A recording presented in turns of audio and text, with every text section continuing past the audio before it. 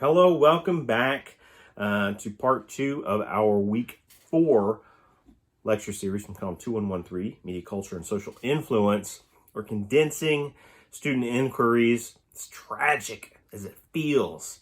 And believe me, I've had all the feels working through these questions. Very excited, very moved by the work, the labor, the intellectual labor that our students have been putting in throughout this course. And it was very difficult to pull myself away from the week 3 questions. I feel like we could have really taken and run with those week 3 questions for days, and yet at the same time, everyone has their needs and goals, and they must move on. All good things must come to an end, as was once eloquently articulated in a well-known piece of mass communication. So with that being said, we're going to continue along answering some student questions here, our abbreviated week 4 discussion series. Let's jump to Seth. I picked out a pair of questions. Seth writes, in today's society, do countries have a lot of the same taste when it comes to culture? And one of our final week's readings had to do with cultural codes. And so with regards to that, I think this is a great opportunity to recap some point we've tried to make about popular culture. We're not trying to kind of overindulge in it.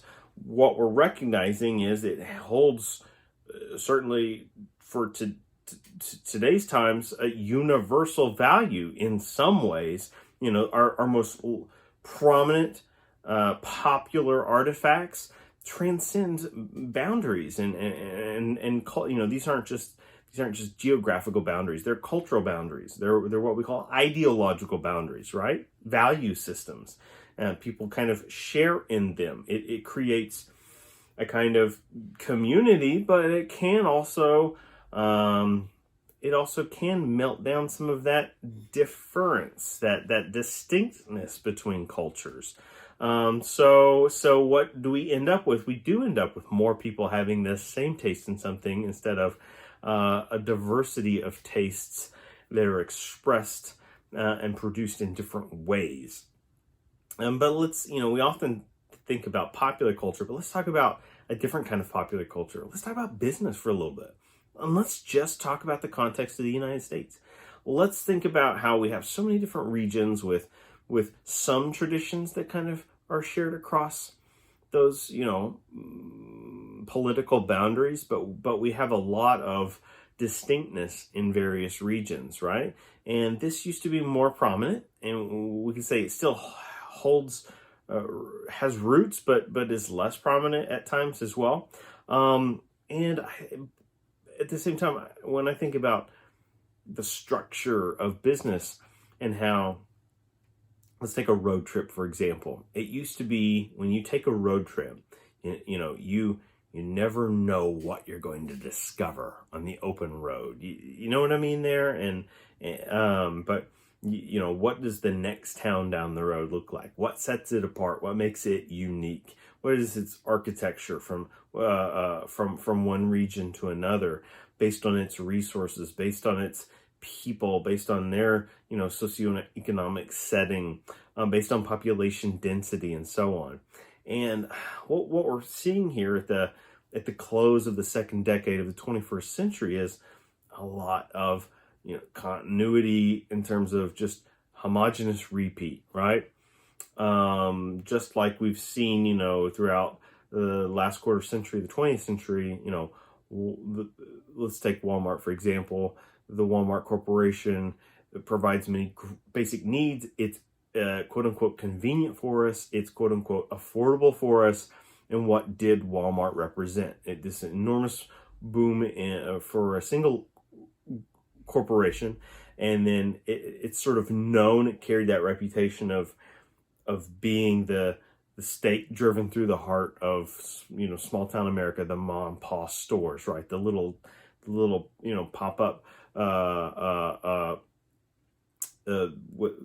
like electronic stores and appliance stores and general stores, and it kind of overtook them. And the convenience though is I can drive on down the road And as soon as I see one, I can stop in there again, and I can find my way around really quickly. So it's about efficiency, right? It's about familiarity. And that's sound business. That's sound business. But what do we lose, right? When we move away from uniqueness or individuality toward a kind of conformative norm. And let's step away from Walmart, right? It's not just point fingers there. And let's look at other things. I'm reminded of, one of the things that used to let me down when I would travel from town to town, and I've had jobs where part of my role was traveling from place to place. But when I get into these medium-sized cities, maybe larger cities especially, but really increasingly see this same standard trend, right? You're on the interstate, you drive by, there's a kind of a shopping district, and you might see the same 3 to 5 stores like right next to each other again and again and again. And then part of their large, massive parking lot is covered by the same, 3 to 5 or variation of 10 different types of, fast food restaurants. And what does that mean? I grew up in a small town, and I know what that culture is like for the young people, maybe even the regular folks to yearn for those sort of comforts of the big city to come to the small town, right? We want to gain the X place that's going to be represents our favorite little quick eatery, right? And so and that achievement, what does that do? It makes the town more legitimized, right? These sorts of like big businesses come in and then they legitimize the town, but at the same time, the more that come in, they take away from the specificity of the small place. And then thus you're gaining the popular culture, the popular business culture, the popular food culture, the popular shopping culture. You're losing the local culture, right? The individual culture. And you are. But what are our larger goals? Is it something we're able and willing to give up, need to give up in order to gain the other thing, right?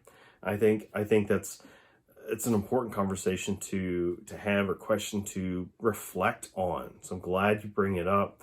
Very rich way to close out the course, right? And Seth's questioning here. Second question, he writes, do we judge people by where they eat? Like the text says, people who eat steak well done are done on the social ladder, or down. I don't know if it's a play on words, but are done or down the social ladder. I maybe it meant to be down. Yeah, absolutely, right. The well-known steak people get to the back of the line. We're sort of marking you. Well, you know what? The same thing used to be true for Comic Book Geek, or I'm trying to think of these like niche stereotype groups. Sort of when the interest area is low, or we've deemed collectively in culture that one idea or practice is superior to another, then we sort of elevate it on the pedestal, right, of culture, the cultural pedestal. And there used to be, in terms of the world of aesthetics, entertainment, and so on, art, there used to be a real distinction between high and low culture. That was a tremendous part of what we deemed civilized life, right? Especially in the Enlightenment era and the industrialized age. But after this industrialized age, right, where mechanical reproduction became a part of everyday life, as Walter Benjamin and Kenneth Burke and others have kind of theorized about, and believe me, books that you all wouldn't want to tackle in a course like this, especially if you're on your way out, right, degree nearly in hand. But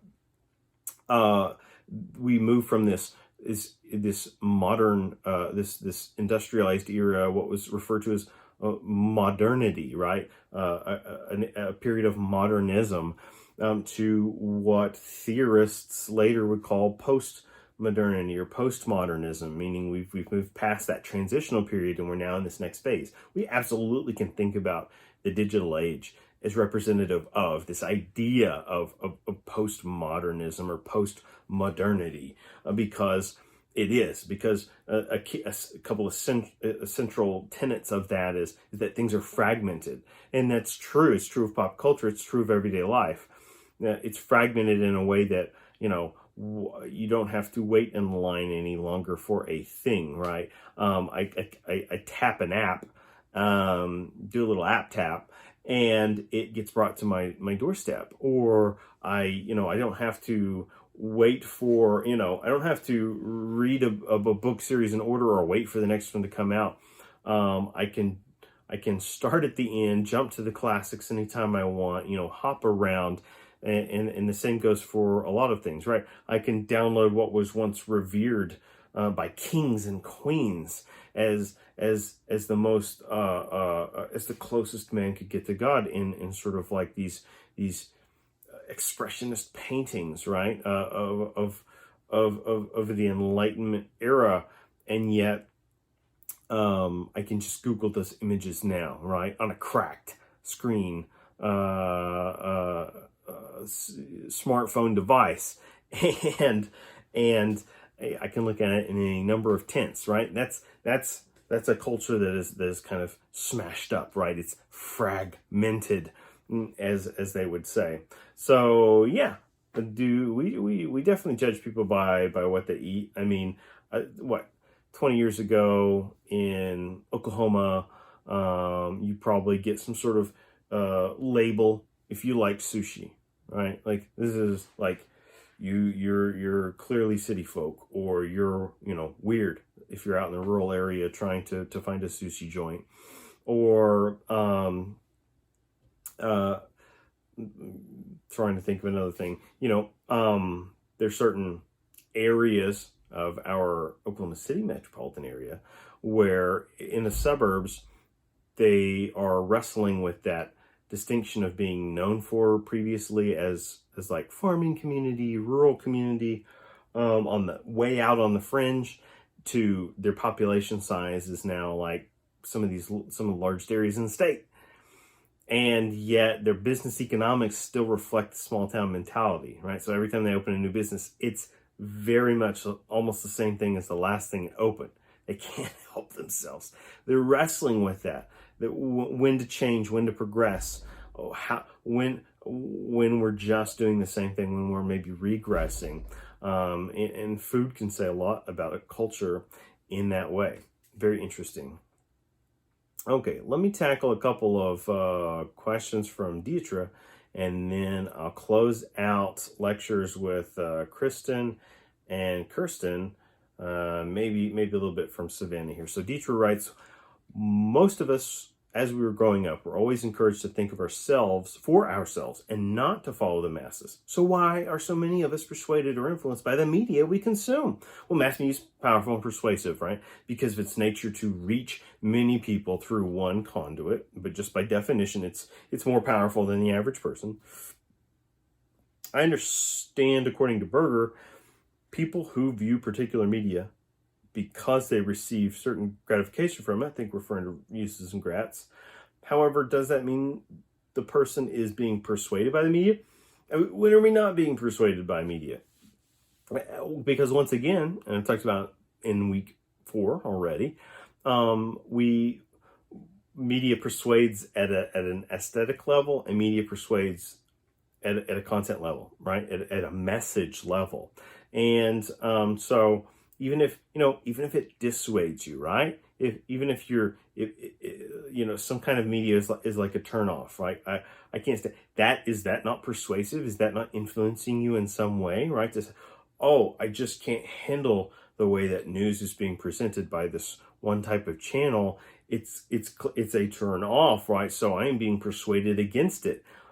Maybe that's what Stuart Hall meant when he says we have the agency or power to conjure not a negotiated reception of the message, but an oppositional stance toward a message, right? And that's accurate. Dietrich further writes, we learn that signs sometimes lie, as this is to help the creator or author of the media get his or her point across the target audience as a form of persuasion. Would semiotics be considered the same as being superstitious to some degree? And that could start a very fascinating conversation. That's the most important thing, is that that's a great conversation starter. I love how creative this question sounds. I don't know that I can buy into this such a claim that semiotics is, superstitious. It can be other things, right? Too often we're trying to fit one understanding or usage of a term. I think that can be a revelation for us of seeing there are multiple uses and contexts for using these types of terms. For example, I mentioned in my video discussion, some people believe breaking a mirror is bad luck, or a sign of separation. Walking under a ladder is another form of bad luck, or having a black cat cross your path would be considered bad luck. So in that context, I can start to maybe disagree or move away from this claim of semiotics being superstitious. I think it's limiting to what semiotics is. Semiotics, the study of signs and symbols. So I'm not necessarily seeing where that means equals something is superstitious. But I do agree, and perhaps I'm just misinterpreting the question, I do agree with this idea that superstitions could, like the ones that are listed here by Dietrich, are heavily semiotic. And those kinds of signs and symbols get repeated over and over and over, and they become part of our cultural codes. I've seen those old, Donald Duck cartoons or whatever, where at that visual level we're introduced to these myths about superstitions. That stuff wasn't necessarily taught to me in school. It was taught to me through popular culture and then maybe repeated by people. It's just common speak. So in that light, I think that's a great example to maybe talk about the value of signs and symbols, to suggest that those physical signs, watching cartoons that show me someone walking under a ladder or encountering a black cat, and then pitfalls ensue, teaches me something. It's giving me a cultural code for understanding some type of belief set. But then I can always, continue, because that's never the end of my knowledge about a thing, and recognize a certain kind of historical context in which that type of symbology was more powerful than it is today. Ooh. All right. So that's a great place to stop for this segment break, and we'll be back possibly to finalize our week 4 talk and the lecture series for this class. Thank you.